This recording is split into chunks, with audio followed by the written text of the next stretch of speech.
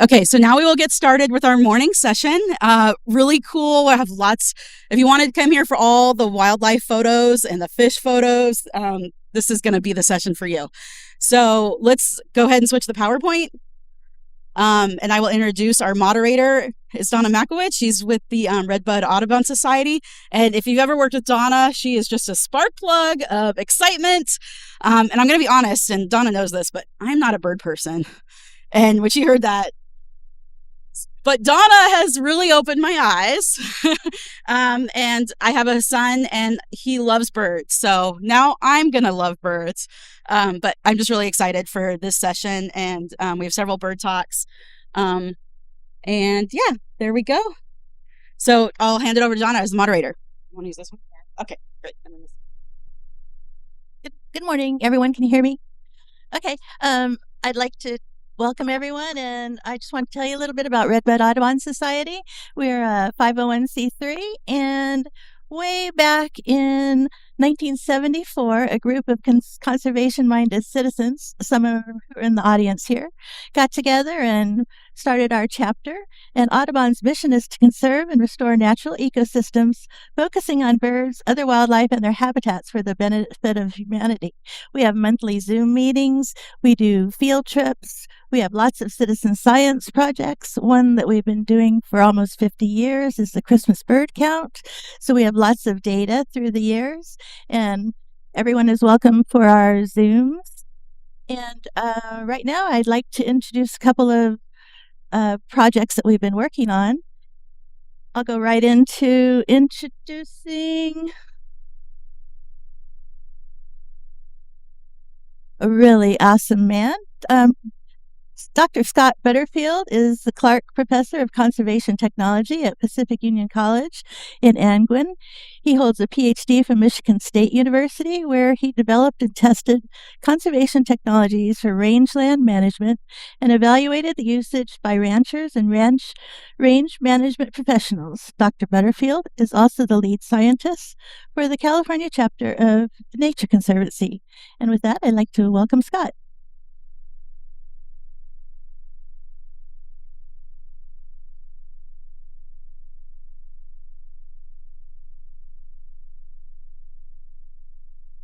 Sounds good. Well, thank you guys for having me here today.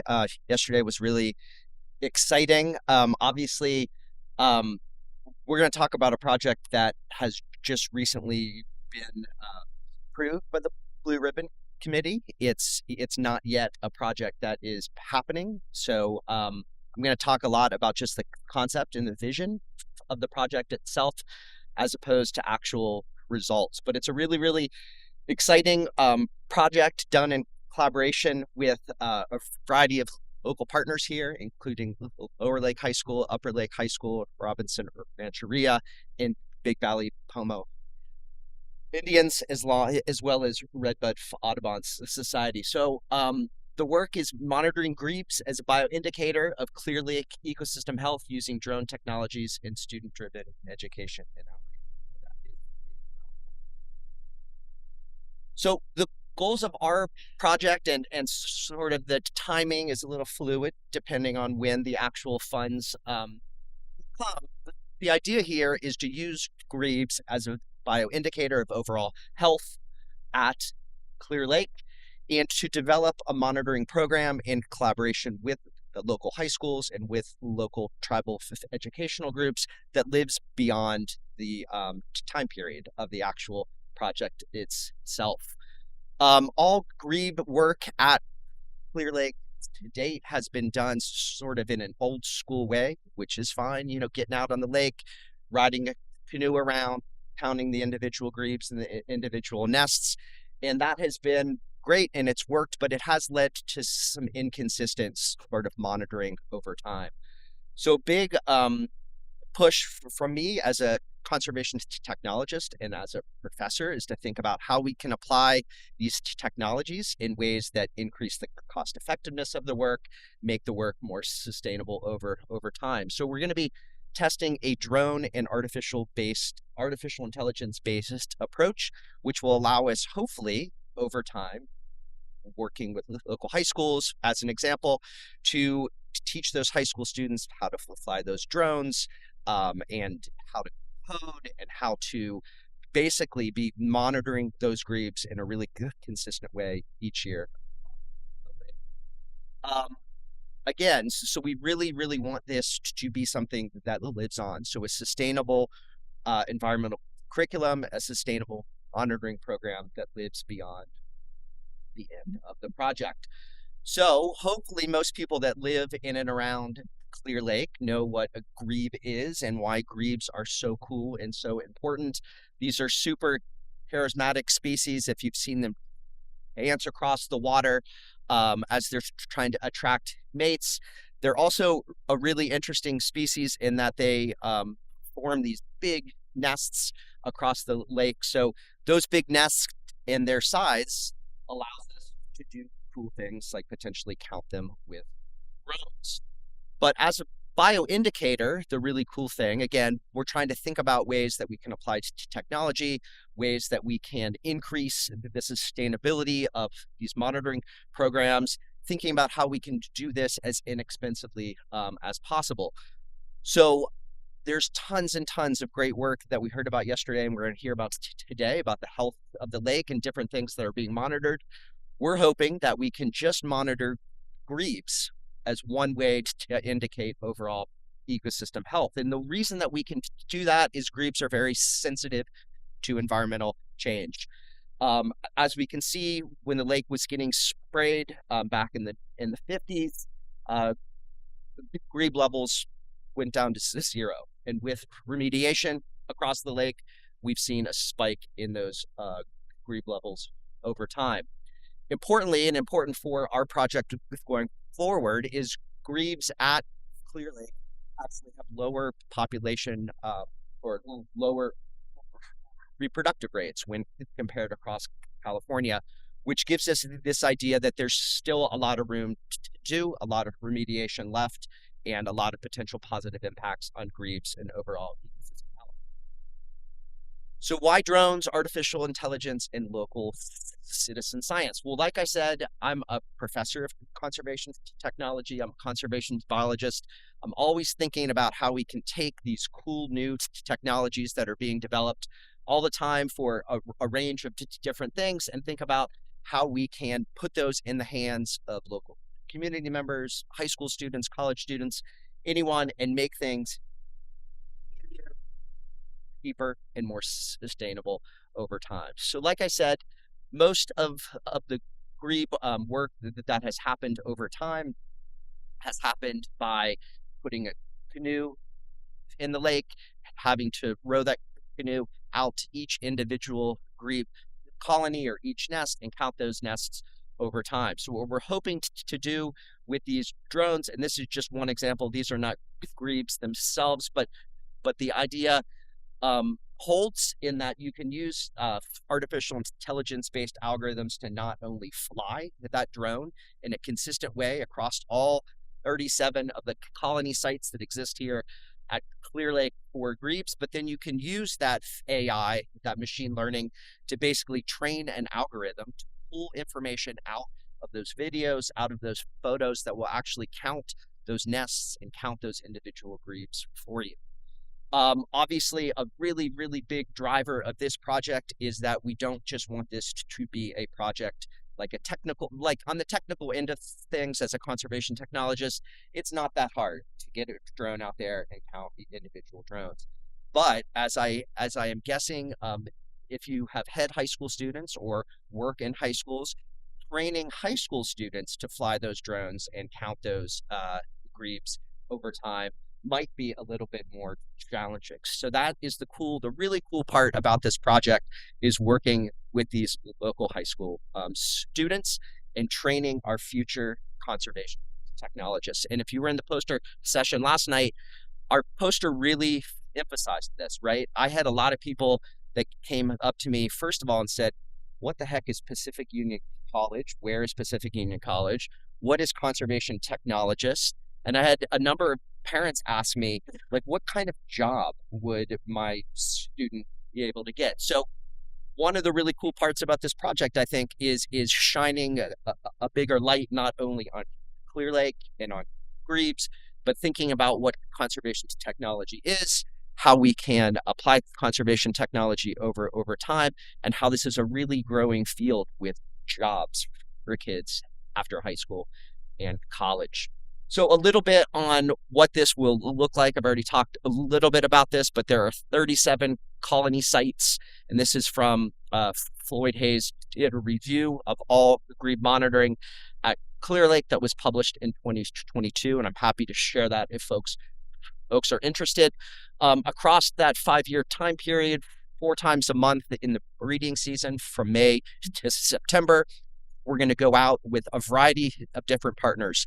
This is going to be a relatively flexible thing as we start to work with our high school partners, our tribal environmental center partners, and also our college students, in that this could take the form of things like developing curriculum and putting that into the local high schools. It could be after school programs. It could be nature days, internships, etc.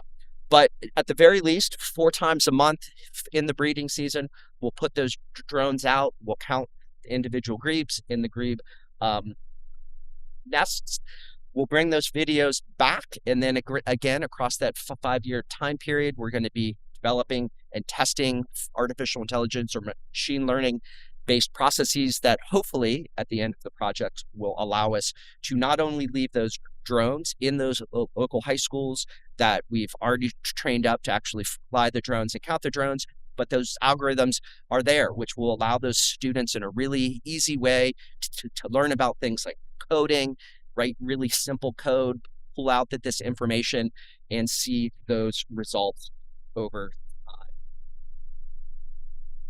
So again, the education component, the working with local communities is a major driver of this work, and a major driver of my work at Pacific Union College is to think about not just how we develop these programs and teach our college students, but how we as a college give back and work with community members. And this is just one example. Like I said, we have confirmed collaborations on this work with Upper Lake High School, Lower Lake High School, Robinson Rancheria, and Big Valley Band of Homo Indians. And one of the ways that we have developed, and we're hoping we will develop both with Upper Lake and Lower Lake High School, is we've developed a college early program. This we tested out with St. Helena High School last year. It's basically a 10-week program. It's a free program. Free program across 10 weeks. We teach the students about conservation technology. A lot of it is hands-on. This particular project, we have a forest at Pacific Union College, a 1,000-acre plus forest, where there's been a lot of forest management done over the past couple years in response to and hopefully preventing a major fire from coming through the college. But in response to that forest management, we've set up about 40-50 wildlife cameras across the whole forest, and we're using those wildlife cameras to, for example, to track the impact of that forest management on things like mountain lions and deer and bobcats and black bear. So in that particular program, just like we're proposing here with the county high schools, we show those students how to put the wildlife cameras up, how to get that information off, how to develop really simple coding methods to process. And when I'm talking like a huge amount of data, these wildlife cameras, 40 cameras set up for a couple years across the forest, you're talking hundreds of thousands, if not millions of images. Now, I made all those students individually have to go through and sort of tag some things just to make them feel the weight of what science is. I don't want to just give them the easy way out. And one of those students was my daughter. And at one point in the process, she's like, there's no way we're going to be able to figure this out. And I was like, well, just keep going. She's like, but it took me all of Saturday to go through this.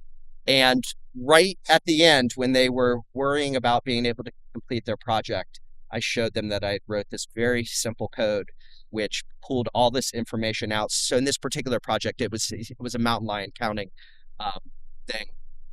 And in what had taken them multiple weeks of going through, in about 5 minutes, it went through all 500,000 images and pulled those lines out. So it was a fun moment for me as a parent to watch them crumble.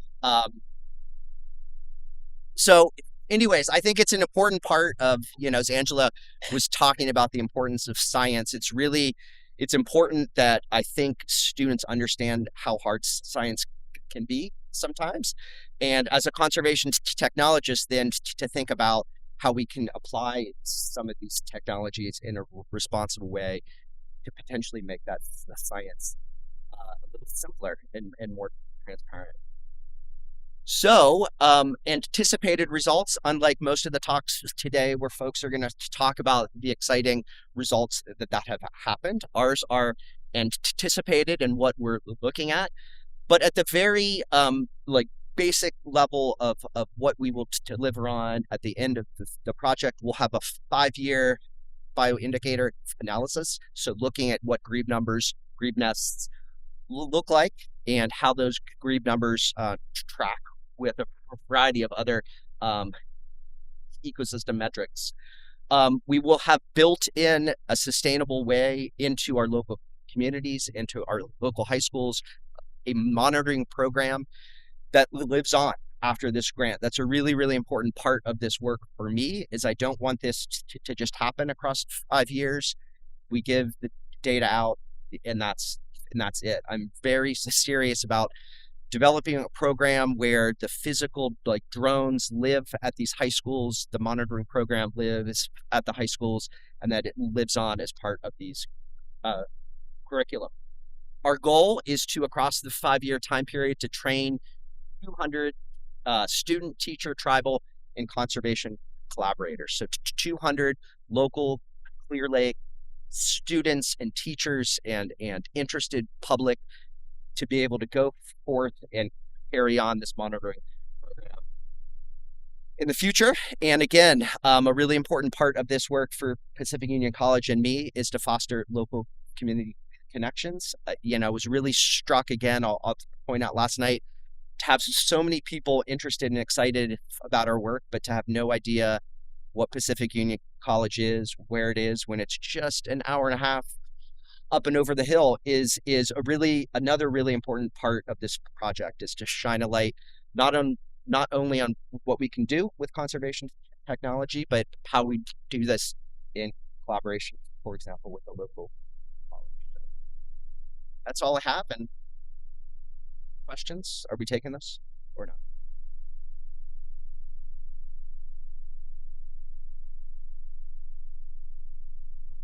We will take a couple questions. Hi, thank you for all the good work. Yeah. You talked about why grebes, but I would like to hear about why grebes versus blue herons, osprey, green night herons, all those other species. Why specifically did you focus on the grebe? Well, one, we focused on the grebes because there is a really long-term data set on grebes, which we can leverage. So we can look across grebes there's been monitoring data collected sporadically on grebes for 70 years. So our work then can plug it into that and understand what those long-term trends are. From a conservation technology standpoint, the drones have been shown with grebes to be, the grebe nests and the grebes themselves are large enough that we can actually count them on the lake. So that would be another thing. So some of those other bird species, the drone-based technologies are unproven. So what we're trying to do here is maybe not demonstrate this kind of crazy new technology, but we really want to go with something that's a little bit more proven so that we can work with the local high schools on it. Good question, though. We'll take one more question. Are you sure? This is your time. Okay, I'm curious why the red dots in that map that was mostly black dots. And one of the things I notice is it's on Middle Creek at Rodman Slough, and I see fishermen taking their boats into that area when it seems to me they should probably be staying out of it. And I'm wondering if the county has thought about actually making that a boat-free area for the birds. That's a very good question. And Water Resources did supply us with buoys, and we have little signs saying grebe nesting, no wake zone. And we can only just hope that a fisherman or a jet skier will stay out of the areas during nesting. And again, it's just hard to police. It doesn't work very good. I've seen nests just get destroyed by one jet ski coming through the nesting area. So it's just lake life, I guess. And one more question, I believe. Yeah, I want to take some more questions. This is the time to ask the science. So, Okay. yeah. Thank you so much for your presentation. I just have a quick question about the graph that you showed. You talked about the 1950s and the chemical applications and the impact on grebes, but I'm curious about any data that came before that time. Like, what was the grebe population, and is there a sort of a target that you're hoping to see, or have we exceeded that target? Or I'm just curious if you have any of that information. Yeah, I mean, as far as actual grebe data on Clear Lake, this is kind of what we have to go from. It's nowhere near capacity. I think is the biggest take home. Even though we have seen levels, up to 6,000 nests at time periods, in the mid 2015s, we're nowhere near capacity as far as that goes. Did we have one more question back here? Okay. Oh, okay. I knew I saw something. I have a couple questions about the drone program. So I'm aware that the aeronautical rules as put forward by the FAA for unmanned drone and pilot licenses, they're really strict. Are the high school students being trained in those rules, and are they going to be provided with opportunities to take the Part 107 exam so that they can put these skills towards more research in the future? Yes.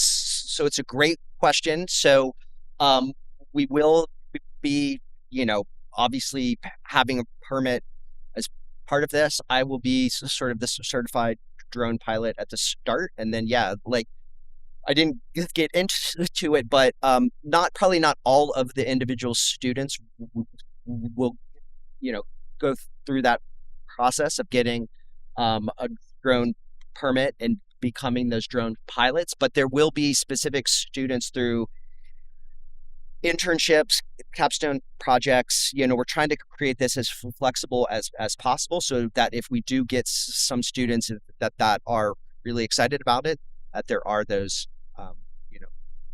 potential avenues for participation. And there was another question over here.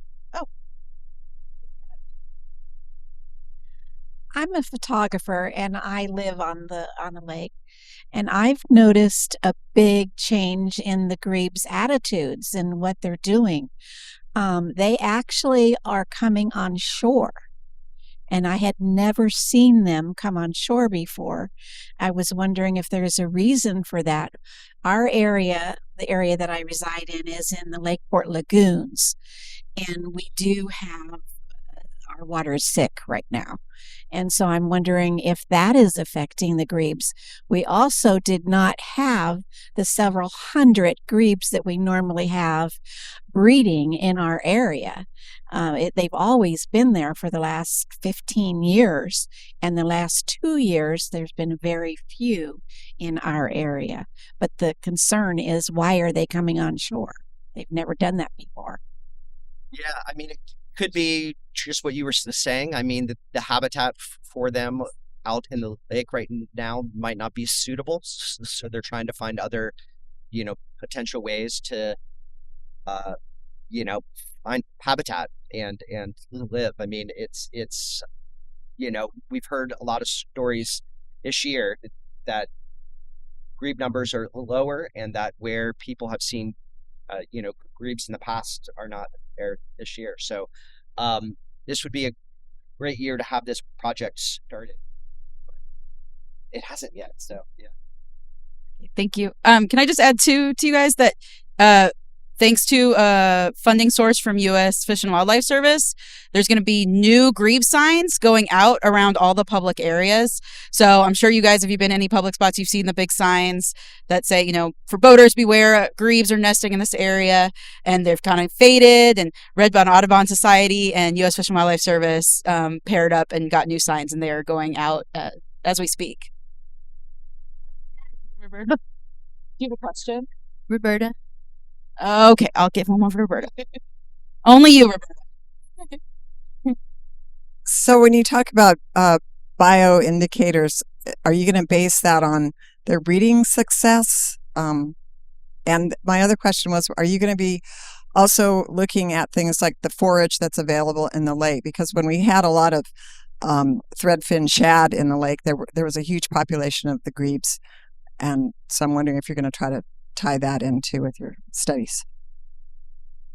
Yes, so I'll address that first one. I mean, we're basically going to be counting the individual nests and the individual grebes themselves. So those numbers will be the numbers we'll use, as the bioindicator of overall health. And again,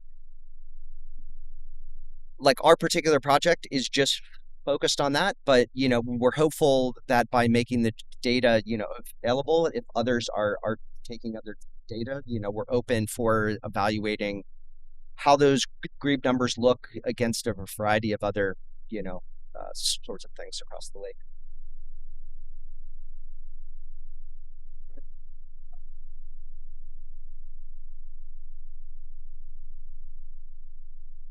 And I'll add on to Roberta's question. In 2010, we started monitoring grebes. Red-Billed Audubon Society did, and Floyd Hayes took the lead on that. And one of the things that he did was he only counted the nests. As something we could expand on is success rate, and do they do successive nesting afterwards, like other herons and cormorants do. But we just counted just the nests, not the success of them. And on your question about photography and seeing the grebes, it's really hard for a grebe to be on land because of their body. Their legs are so far back, it's really hard for them to walk, although they can. So that's really interesting to know that they were actively on land. In the Clear Lake Oaks wetlands, our nests were abandoned. And I don't know why, I assume probably lack of food, but we had 14 nests directly in that I was monitoring, and they were there one day and the next day they're gone. So lots to learn about. And should I go to the next?